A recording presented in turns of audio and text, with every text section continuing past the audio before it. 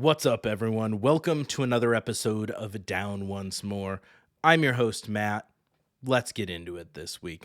I got a few random grab bag things at the beginning, and then at the end of the episode, I will be reviewing the 2014 genre bending, that's how it's described in the description, horror comedy musical film Stage Fright.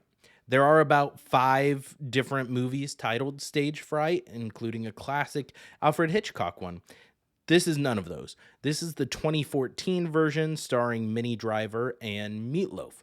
So we'll review that at the end of the pod. But if you're starting this episode and you're like, I think I need to check that out, you can watch the movie on YouTube for free, Roku for free, or Tubi for free. You can also rent to other places, but it's available lots of places to watch for free.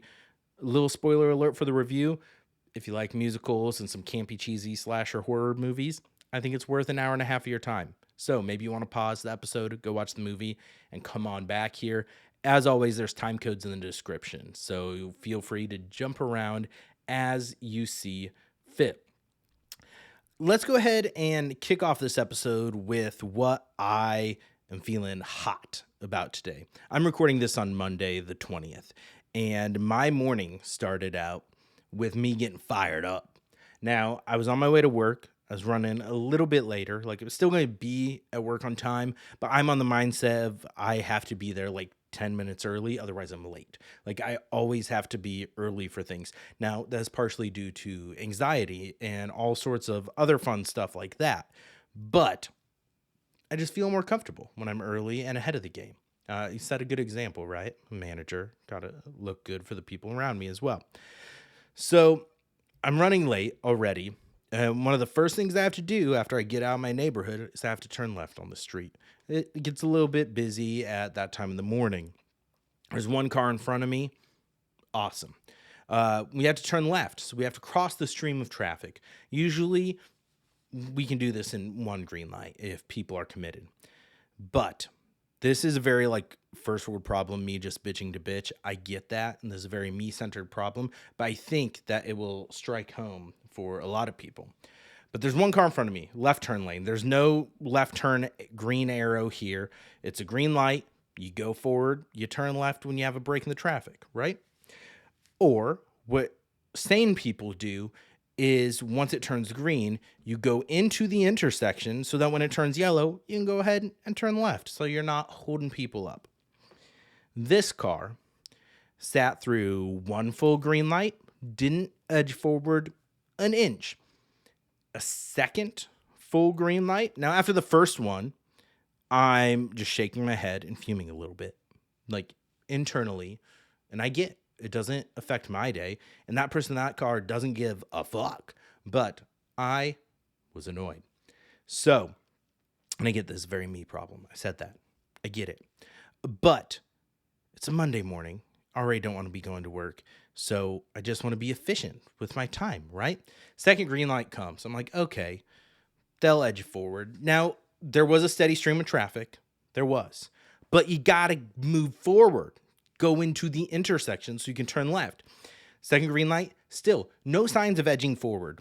I then, a little bit passive aggressively, start moving forward closer. So I'm like, maybe they'll see my headlights in their rear view and knows this car is getting closer. What a great idea. I should start moving forward some. Nope, don't do that. Instead, they sit there, let a second full green light go past without moving a goddamn inch. At this point, in my car, about halfway through that green light, I yelled to myself, not loudly, like I'm not rolling down my window, flipping them off, anything like that. That's aggressive. And I'm not an aggressive driver. I'm a passive-aggressive driver. And I internalize everything or say it in my car. And so I out loud said, get into the fucking intersection. They did no such thing. That green light wasted. Thankfully, on the third green light, there was a break in traffic, so they felt comfortable going forward and then turning. And then, almost immediately after the turn, half a block, they then came to a complete stop to turn right onto the side street. And I was hot. I was hot. I was annoyed. It was Monday. I'm like, this is not the energy I need to be bringing into my Monday.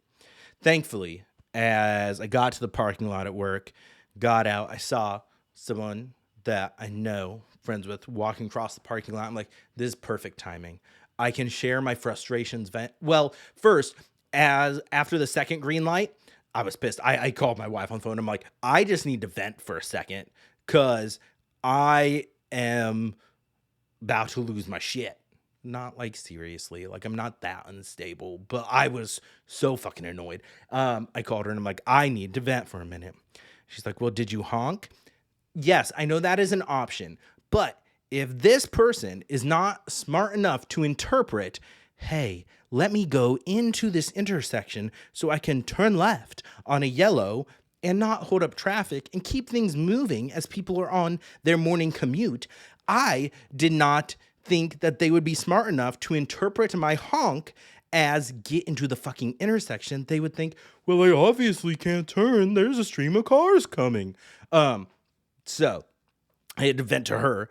And then I was still on the phone when the third cycle came through and I was finally able to turn left. And then when I got parking lot work, still hot, still annoyed. Friend coming, the entire block and a half walk to the office, I was just letting go of my frustrations.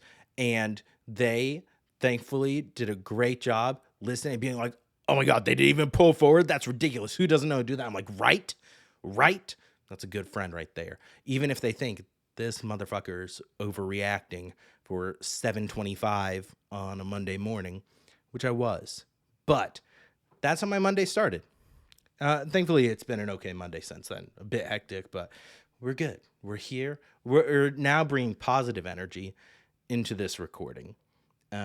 So let's go with a few Broadway musical updates. That was my random life, hopefully someone related to that rant to kick off the episode. A little bit of chaos and energy. Let's get into some musical stuff. Broadway, what's going on right now? Well, currently, I mentioned it in the last episode about, there were talks about the Broadway musicians going on strike.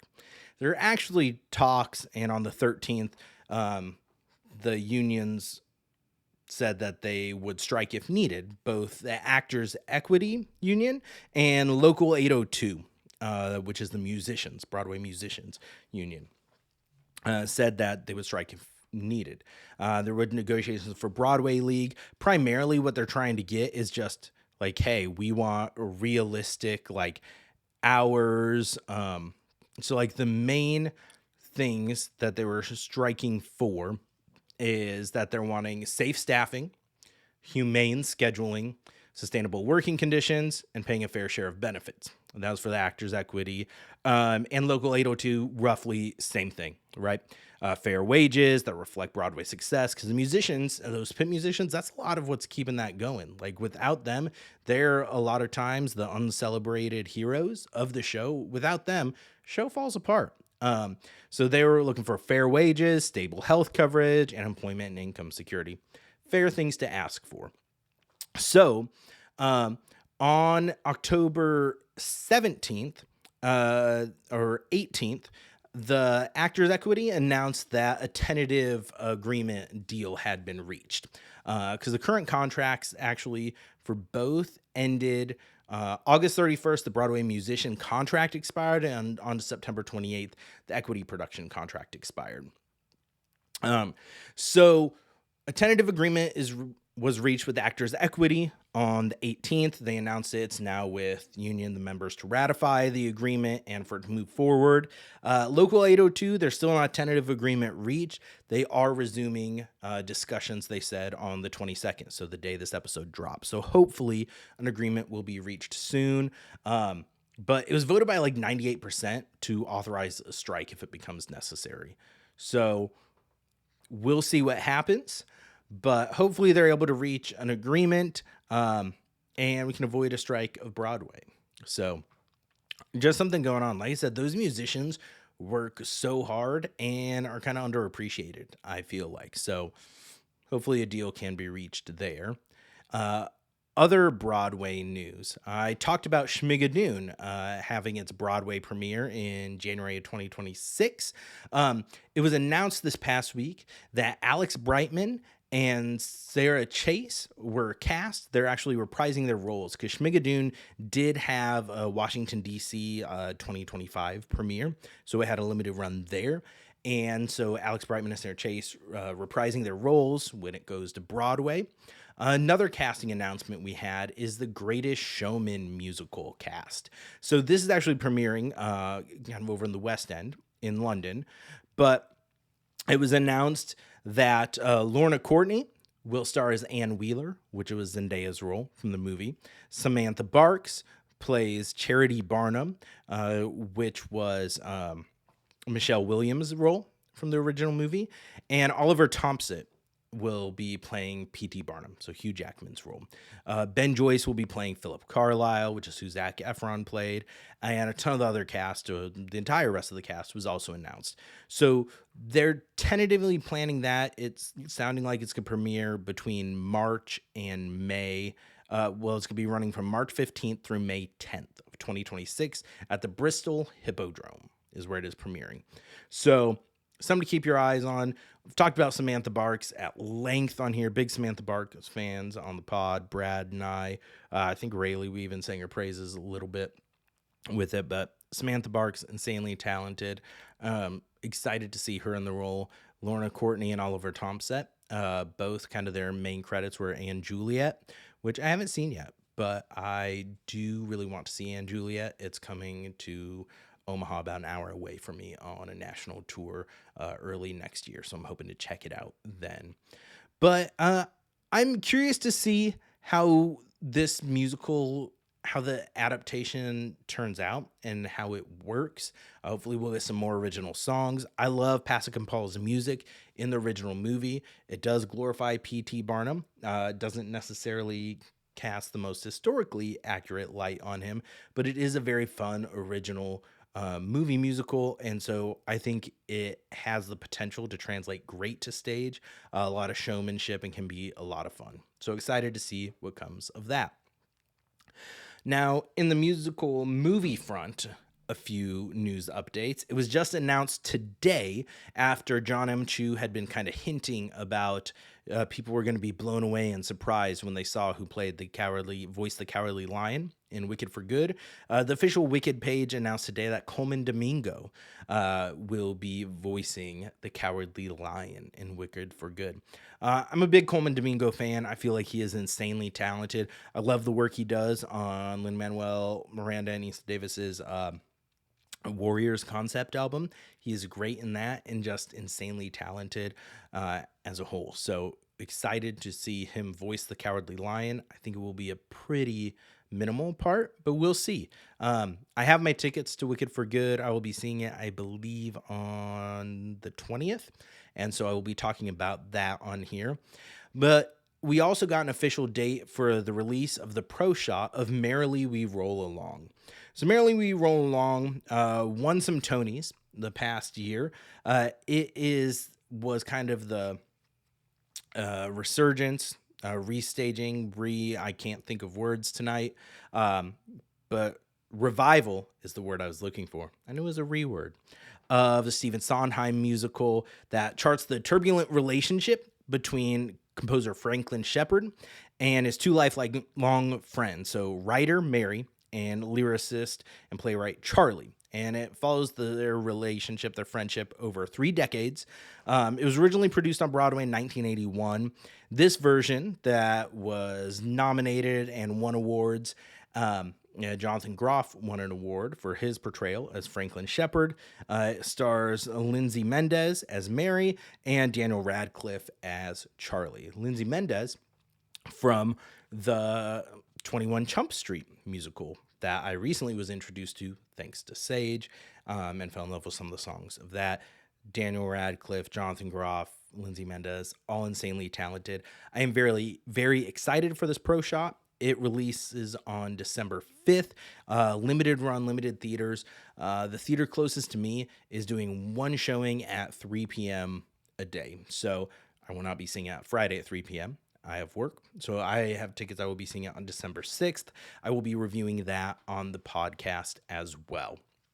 So I'm excited about that.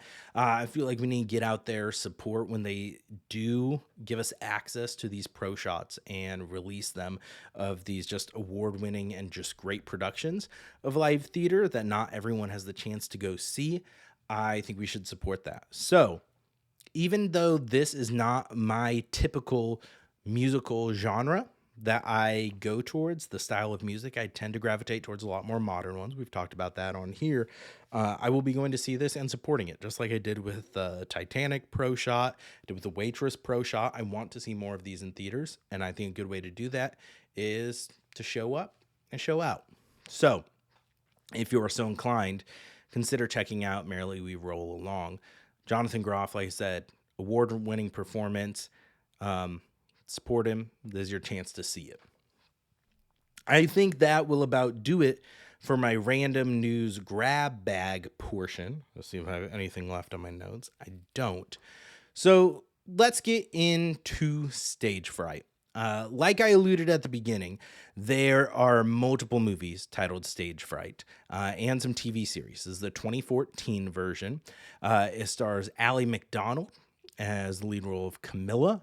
Meatloaf is in it as Roger McCall. Minnie Driver, who you may recognize as Carlotta from Phantom of the Opera, plays Kylie Swanson, Camilla's mother, and then a number of other people throughout here. It is a Canadian movie. It was written and directed by Jerome Sable, and another writer, Eli Battalion, helped write some of the music and lyrics for it. It is an original musical. It does open saying that it is a true story. The names have been changed to protect the innocent, but none of the musical numbers have changed. It's not a true story. It's a trope. This has not great reviews on IMDb. It's sitting at like a 5.2. I went into this because I'm like, okay, I need to review a movie for the pod this month. I don't know what to talk about. And so I Googled Halloween movie musicals, and this was one that came up. I felt like it would be a little weird if I reviewed the Zombies Disney movies by myself. So those were other ones that came up. And then you have Nightmare Before Christmas, which I do think is more of a Halloween than a Christmas movie, but I've touched base on it a little bit on the pod before. It's not like one that hits home that I have a ton to say about it. And so didn't want to do a full thing on that. So this, like I said, it was genre bending, slasher, horror, comedy, musical. Wouldn't go wrong. I love me a good slasher movie. I love a good horror movie. And I do appreciate the campiness and cheesiness of classic ones. So that's what I went into this expecting, for it to be kind of suck. The official write-up on IMDb just says, a snobby musical theater camp is terrorized by a bloodthirsty killer who hates musical theater. Kind of. Not really. That's a very simplistic thing on it. If you're watching on YouTube, I'm gonna show the movie poster. It's a crazy. I actually kind of love the movie poster for it, but a little more opening. I'm going to talk spoilers for this movie in the review, so if you don't want to be spoiled, go watch it really quick. We'll see you in an hour and a half to listen to my thoughts. The movie opens with Minnie Driver's Kylie Swanson performing on stage. We see a man get murdered by someone in a white mask. Now, it's similar to Phantom of the Opera mask, except it's a full face mask. He gets stabbed, falls to the ground. Minnie Driver comes in, shocked, starts singing. Minnie Driver, like I said, Carlotta, beautiful voice, talented actress, starts singing. Sounds great. Song sounds beautiful. I'm like, this is a nice way to open it. It pans, shows she is on stage performing a musical, and that's part of the plot. Now, is it derivative of Phantom of the Opera? Absolutely, and I believe intentionally. Maybe I'm going to say some things here. Maybe I'm going to be giving the directors too much credit, but I don't think so. I think the writers and directors know what they're doing. They're being a little tongue-in-cheek with it. They're trying to be cheesy, slashy horror. She performs the show. Meatloaf, who is her lover / producer of the musical, comes in, tells her how great she did, yada yada, and then her kids come in. Her twins Camilla and Buddy. Which, what are we doing for names? You named the boy Buddy and the girl Camilla. You are setting this boy up for failure. Anyways, she gets murdered, dies. And it is cut between Camilla singing on stage, picturing herself like she was her mom.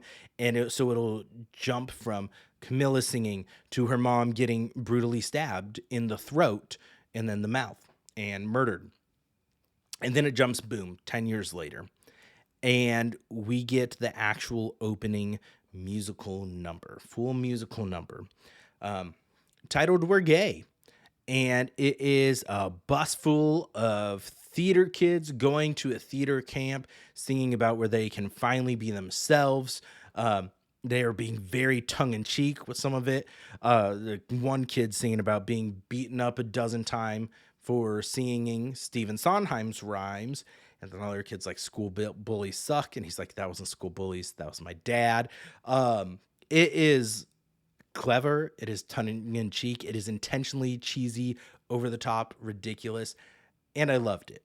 And then we see at this musical theater camp, it is run by Meatloaf's character, Roger McCall. He started it 10 years ago after Camilla and Buddy's mom, Kylie, was murdered at the musical, A Haunting of the Opera. The Haunting of the Opera? Haunting of the Theater? This is why I make notes, but then if I don't look at the notes, it doesn't do me any good. Haunting of the Opera. So he started the camp 10 years ago. Camilla and Buddy, he now kind of took them in after the mom was murdered. They now work in the kitchen at the camp for him. I don't know what they do all the rest of the year, but that's what they do during camp time. And Roger announces that the spotlight show that they are going to put on, that everyone vies for, because Broadway talent, the scouts come and check them out at this random podunk theater camp, that they are going to put on Haunting of the Opera. He's going to do a revival of it, and he has this brilliant the student that directs everything there, whose name is Artie Getz, that he will be directing it, and he thinks is really going to put them back on the map and get Broadway stars to notice. So they're doing Haunting of the Opera again. Camilla, obviously shaken, decides that it's maybe her destiny to try out for her mother's role. I can't forget, the twist is that Artie's brilliant vision is that it's going to take place in feudal Japan. So a little bit tongue-in-cheek about how sometimes directors just need to do a little bit too much to things to make it original or new or their own vision and pull away from it. Now, Haunting of the Opera, we don't see a ton of this show, but what we do see is it is basically it's just Phantom of the Opera. They call him the opera ghost and everything. The killer in it, who is obsessed with this young ingenue, and it's just a whole thing. Camilla meets someone who works at the camp, I believe, as a full-time student. Joel, he has sinister lines. Everything, they try to give you these red herrings throughout it. What I won't spoil is who the killer is. So if you're worried about that, I won't spoil that. But throughout this show, there are different musical numbers and different things that are taking place. There is an overall sense of dread around the show by Camilla and her brother, Buddy, who hates musicals, this whole thing, all the theater kids, because of what happened to their mom. So there are so many tongue-in-cheek, there's references and like shots from Texas Chainsaw Massacre. So like there's a kid that's doing set design and he's got the table saw and he's like holding the saw above his head, where he's wearing like the shirt and like tie he looks like Leatherface does. Texas Chainsaw Massacre, there's lines that are odes to a chorus line. There's a musical like chord progression that's from Superstar and Jesus Christ Superstar. There's so many references tucked in this, so many Easter eggs that even I couldn't catch any of them. But I really actually enjoyed this movie. Like I said, it's an hour and a half long. There are so many insane, cheesy, campy tropes, but I am giving the writers and directors credit that they did it intentionally.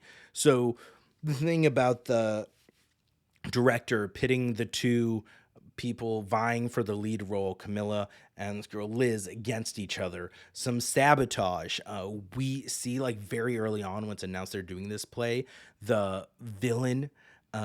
He's underneath the school. He's got headshots of all the kids there. He's got smeared in blood. And the villain, his musical numbers are more metal and high and screechy. And there are some impressive, kind of cool kills in this for a slasher, low budget movie, but some great slasher kills. The villain like harkens back to some of those old cheesy ones. He just says very cheesy one-liners before each kill. It is ridiculous. Like, it gave me notes of like Scream at some points too. Not quite as clever, but I actually really enjoyed it.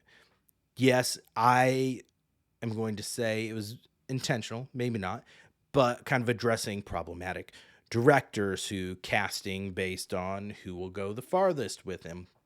People having principles, standing on leads for that, people looking out to protect Camilla, things like that.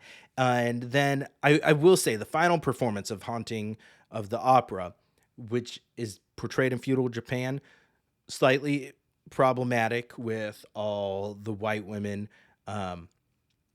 wearing geisha makeup and them having they're somehow almost like a full orchestra. All these theater kids are talented to play music on the fly.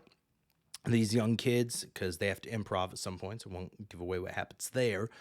But it is crazy. I think it's kind of being a little tongue-in-cheek intentionally about some of the problematic things people do and they can't see it in the light of trying to be creative, innovative. Maybe not, but that's kind of how I viewed it. I'm giving them some credit. But I felt like all the performances, yeah, it's not the best acting, but it wasn't like distractingly bad. Like I was expecting this to be so like cringy that I struggled. No, the musical numbers are fun. They have some clever lyrics. They're none that are going to like blow you away, that are going to make it to like playlists or anything like that. But have some great slasher kills. It is predictable. I predicted the killer like within the first 15 minutes of the movie before I even knew what was going to happen.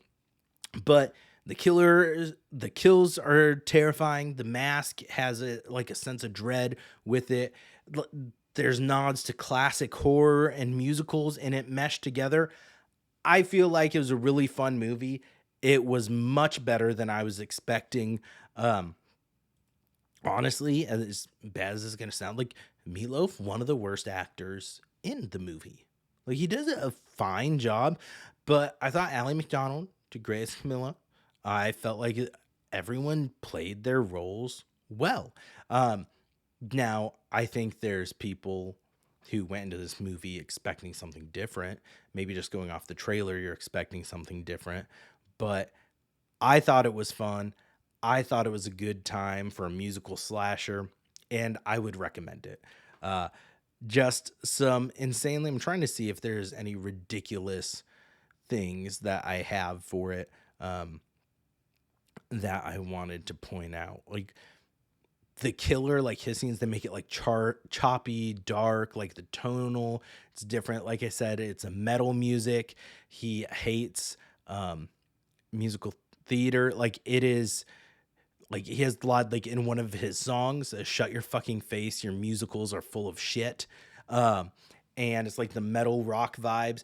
There's an original song through the credits too that has some like tongue in cheek, like breaking the fourth wall lyrics at the end of it. I appreciated it. I thought it was a fun movie. You can watch it so many places for free. Oh, and Dan Levy, from Schitt's Creek, has a cameo in it. So some interesting cameos in it too, but he's Canadian. It makes sense. It is a Canadian movie. But I really enjoyed it. I think it's worth your time. I would recommend it. It may become a Halloween staple for me. There's not a bunch of like Halloween go-to musicals I want. And so this is an excuse for me to enjoy it. I bought it for $5 on Vudu. That's how I got it. That's a Build My Digital Movie Collection. Well, it's not Voodoo anymore. It's Fandango at Home. But it was $5 to own. It's worth it for me. I'm going to watch it again. You can watch the full opening number on YouTube, get a feel for it. I thought it was a lot of fun. I think if you enjoy this podcast, you might enjoy that too. If you don't like this podcast and those vibes, kind of ridiculousness and over the top, then you probably won't like the movie. You also probably aren't listening 30 minutes into the podcast either. So that's it. Like, I don't have a ton to say. It's hard to review things on your own without someone to bounce things off of. Fun fact. That's why I usually pull Brad in to do reviews with me. But coming up on the pod, I'm recording a couple new episodes this week with guests. If everything turns out well, we'll have a new guest episode next week. And then the first week in November will be the kind of overview of what's coming to streaming in theaters in November. A week after that, we'll do another guest episode. And then the week after that, I think I'm going to get Brad on here and we will review the Star Kid musical Black Friday. We've talked about Twisted on here, which is my favorite Star Kid musical, and I highly recommend to anyone. I touched briefly on a couple other ones they did, Nerdy Prudes Must Die and Cinderella's Castle. Those will be getting full reviews at some point. I just had to find the right person to review those with, maybe Brad. Sage is a Star Kid fan, may pull her into it. We'll see. But got some fun things planned, trying to get a little bit more structure. I don't have as crazy of a month. Oh, I do have 3 concerts coming up next week. So I may touch base on those a little bit on here. So we got T-Pain, then Maroon 5, and then A Day to Remember and Yellow Card. We're hitting a slew of genres. So should be a good time. Hopefully you enjoyed the pod. Check out Stage Fright. I recommend it. It's fun. I think you'll enjoy it. The kills aren't like overly gory too. So if that bothers you, it is rated R. It does have language and there is blood. Like, people are getting murdered, but it's not like Saw, obviously. So check it out. Go to YouTube, subscribe on there, follow if you're not already, turn on notifications, like videos, comment, share, all that fun stuff. It helps us out. I say us, but it's primarily me, but the guests too. They like to see it. Go Apple Music, Spotify, Amazon Podcasts, wherever you listen to podcasts. I said Apple Music, but Apple Podcasts. Download, follow, rate 5 stars, preferably. This is my shilling.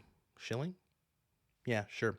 Shilling, just begging, soliciting your likes and attention and validation. So do that. If you're watching on YouTube, stay tuned after the credits. I got my recording time lapse that always gets thrown in there for that. You can also follow us on TikTok. I drop those on there. May start mixing things up a bit. It's getting a bit stale, but having a life and full-time job and all sorts of other responsibilities and fun things to deal with kind of get in the way with creating content and promoting podcasts. So that's why I rely on you, my downers, for the guerrilla marketing team. So share the love of going down on the pot, phrasing. But you know the drill. You know the deal. Love you. See you next week. And don't forget to go down once more. Later.